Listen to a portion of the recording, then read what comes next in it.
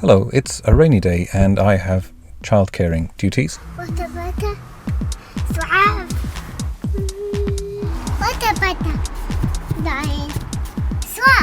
So let's take the opportunity to, a bit later than everyone else, have a quick look at Waze on CarPlay in the IONIQ Electric. Electrical efficiency. Zero tailpipe.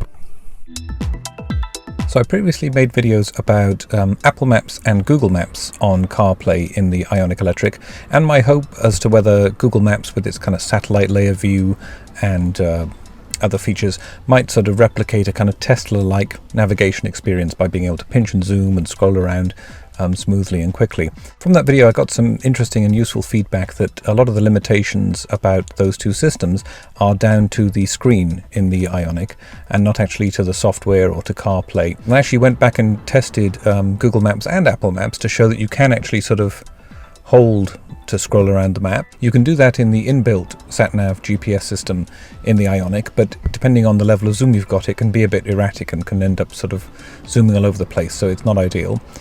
Waze fixes one of the major gripes I had with the Google Maps and the Apple Maps on CarPlay in our IONIQ Electric, which was the inability to zoom in when you come up to sort of turn instructions really. So Waze does that. In 0.1 miles, at the roundabout, turn left. And interestingly, I hadn't used Waze before, just like I hadn't used Google Maps before or Apple Maps before in the car. I was preferring the built-in system. It does actually allow you to do all sorts of customization. An interesting feature on Waze in CarPlay, and I guess Waze normally in any kind of format, is that you can record custom voices for the navigation instructions. So as soon as my daughter heard this, she wanted to give it a try, so we went through the various ways of doing this. At the roundabout, in 0.1 miles, turn right. And we recorded her voice in full. So when you see the demo here, it's her voice speaking to me.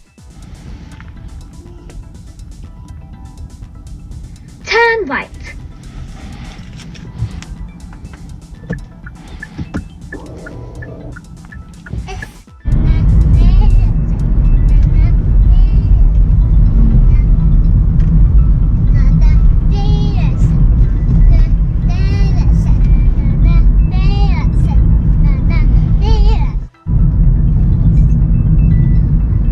Speed camera reported ahead. In 0.1 miles, at the roundabout, turn left.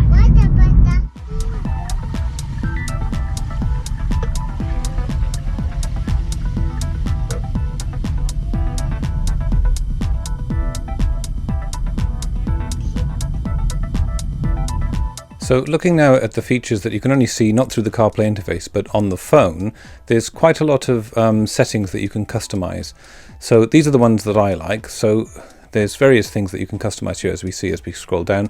If you go to the general settings, you can look at, putting it into miles and kilometers and so on. I like the fact that you can specify the events radius so that you can just have things that are close to you pop up in the alerts about traffic and so on, incidents and so on. And then I also like the fact that the display modes are customizable, sort of color schemes, the kind of details you can show. There's a big list here about sort of, police, accidents, hazards, closure, that kind of thing. You can also customize the way that the car looks on the map. And here I am trying this out actually, again, sat in the car. And you can look at the alerts that you have on the route, the kind of things that you're interested in, so you don't have to be interested in everything.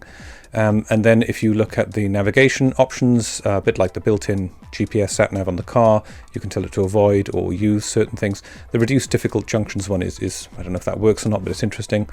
I like the fact that you can show the speed. Apple and Google didn't seem to do that for me. And you can also show it, always or when you just exceed the speed limit. And you can actually customize how much above the speed limit you want it to do the alert. I think Tesla might have that as well in their system and maybe other systems too. So going back then, yeah, and then the sound and voice thing is where my daughter was able to record various things. So you can put it in and then you record a new voice. You've got to make sure obviously that it's clear. I was going to try and do my son, but I don't think he's quite ready for that. Then you just pre-record all these things within the time periods that it specifies in the indications in the instructions here, and then you've got a custom voice. It takes a while, I think, to use it to initialize, but there it is. The notifications you can receive, again then, I've sort of sped it up a bit here. This is a way of kind of opting out, I think, from messages from Waze, but I'm not registered anyway, so I don't know how they do those notifications. Petrol stations and prices, a bit of an amusing one. Relevant, obviously, for some people, but not in an electric car. Doesn't have any electric car options. You can do the privacy options to kind of, not personalize your ads and hopefully not be sharing as much information. How you kind of activate it with voice activation is customizable as well. Overall, would I use Waze in the IONIQ instead of our inbuilt SatNav GPS system? I'm not sure. The journey that I used just as an illustration to test out my daughter's voice for the navigation and to show the auto zooming in, both of which I like as features, it wouldn't actually take me to the correct destination again for this local superstore.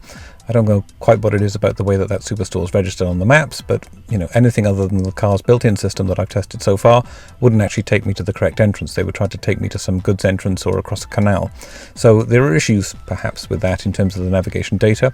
Otherwise, the things I like about it are the fact that it does show the speed limits quite prominently, and then the very deep levels of customization for it, and the kind of social features of being able to kind of report things, so you can kind of crowdsource data about what's going on. So overall, maybe I'd use it. I used it recently on returning from airport late at night to see if there were any road closures, which seem to be more and more common around here. It was useful for that because of the sort of crowdsourced reports about things. I think it must be quite accurate and up to date on things like that. I'm not sure if I'd swap from the inbuilt systems in the car overall, but it's useful to have it, and just like the Google Maps and the Apple Maps with the CarPlay, great to be able to add in these alternatives into an already useful system. So thanks for watching this quick video about the Waze on CarPlay in our IONIQ Electric. There'll be more videos coming soon. Subscribe if you'd like to, and bye for now.